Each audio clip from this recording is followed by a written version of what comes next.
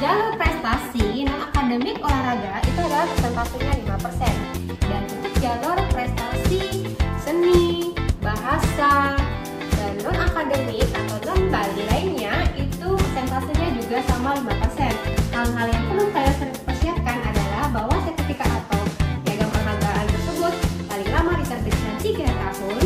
Kemudian adanya pengesahan dari dinas terkait atau penyelenggara. Kemudian sifat dari piagam tersebut boleh ajang kompetisi, non kompetisi maupun non ajang. Kalian juga harus menyiapkan surat kurasi dari Puspesnas, Kemendikbudristek.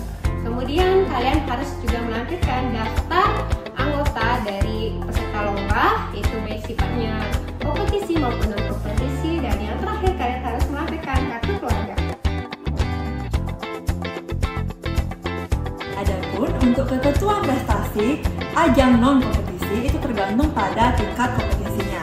Yang mana untuk tingkat kompetisi di tingkat internasional itu minimal peserta adalah 3 negara dengan bobot nilai perorangan adalah 85, sementara untuk tim atau beregu itu 75. Sementara bagaimana dengan tingkat kompetensi nasional itu minimal peserta 5 provinsi.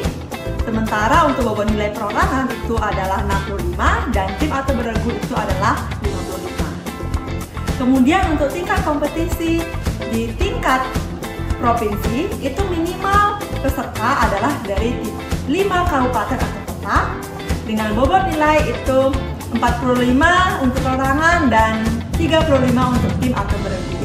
Sementara untuk tingkat kompetisi kabupaten atau kota tidak memiliki batas minimal peserta, tetapi memiliki jumlah nilai atau bobot nilai lomba perorangannya itu sebesar 20, sementara untuk tim atau beregu hanya sebesar 10.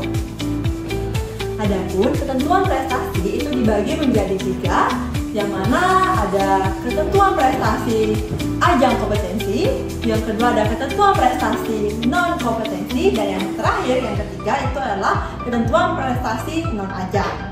Dapat dilihat di sini ya. Kemudian bagaimana sih bobot nilai untuk prestasi kompetisi itu dapat dilihat di sini. Untuk jalur prestasi akademik itu persentasenya adalah 10%. Hal-hal yang mesti kalian ketahui tentang jalur akademik, yang pertama adalah bahwa prestasi tersebut bersifat sains, teknologi, riset, dan akademik lainnya. Kemudian yang kedua adalah sertifikat atau piagam penghargaan atau penghargaan prestasi itu paling lama diterbitkan 3 tahun. Kemudian untuk sertifikat atau prestasi yang kalian miliki itu boleh bersifat ajang kompetisi atau ajang non kompetisi maupun non ajang. Adanya pengesahan dari dinas terkait ataupun penyelenggara. Terus adanya surat kurasi dari Puspesnas, Kemendikbudristek. Kemudian adanya kalian melampirkan kartu keluarga. Kemudian yang terakhir adalah daftar prestasi dari maupun non kompetisi maupun kompetisi. Untuk jalur prestasi non akademik seni budaya Bali itu persentasenya adalah 3%. Kemudian selanjutnya adalah untuk jalur prestasi non akademik kepemimpinan itu sebanyak 2%. Hal-hal yang perlu kalian persiapkan bahwa syaratnya kalian harus memiliki pengalaman organisasi sebagai ketua OSIS atau ketua organisasi terpadu. Kemudian adanya dokumen penetapan kepengurusan sebagai ketua OSIS atau organisasi terpadu yang disahkan oleh Kepala Satuan Pendidikan. Dan yang terakhir, kalian harus melampirkan kartu keluarga. Gitu Dian. Oh gitu Bu. Oke, makasih ya. Sama-sama.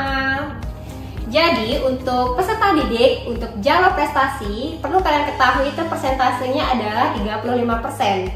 Dan untuk jalur prestasi diperuntukkan bagi peserta didik yang memiliki prestasi di akademik maupun non akademik. Perlu kalian ketahui selain syarat khusus yang harus kalian ketahui, ada syarat umum yang harus kalian ketahui. Yang syarat umum yang pertama adalah kalian harus memiliki ijazah atau surat keterangan lulus. Yang kedua, kalian harus memiliki akte kelahiran atau surat keterangan lahir. Yang ketiga adalah surat pernyataan orang tua dan kalian berusia maksimal 21 tahun tanggal 1 Juni 2025. Dan untuk syarat khususnya yang mesti kalian persiapkan bahwa jalur prestasi itu kuotanya ada persentase 10%. Yang pertama, kalian harus menyiapkan raport dari semester 1 sampai dengan semester 5. Dan yang kedua, kalian harus menyiapkan yang namanya surat akumulasi nilai raport dari semester 1 sampai dengan semester 5 dengan masing-masing mapel matematika, bahasa Indonesia, bahasa Inggris, dan IPA. Dan yang ketiga, terakhir kalian harus melampirkan kartu keluarga. Gimana? Udah ngerti belum semua informasi tadi? Kalau misalnya kalian masih penasaran, kalian bisa scan kode barcode di bawah ini ya.